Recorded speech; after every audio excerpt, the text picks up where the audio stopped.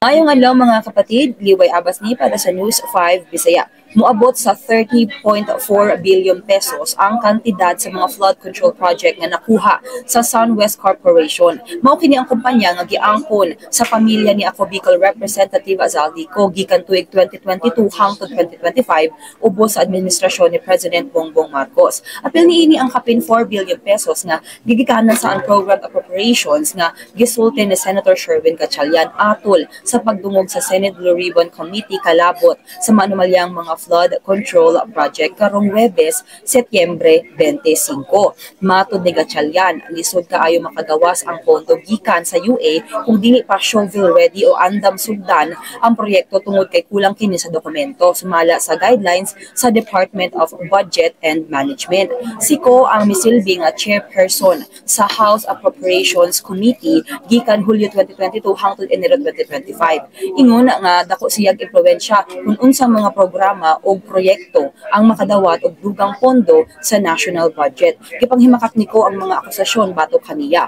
Apan ni adto nga Setyembre 18, gibawi ni House Speaker Bogie D ang iyang travel clearance o gisugo siyang mupauli sa Pilipinas sulod sa napulo ka adlaw samtang nagpadayon ang investigasyon. Kini sa lamang nga atong update, magpadayon na sa pagbantay sa social media pages sa News 5 para sa uman pang mga balita o update. Amping kang tanan.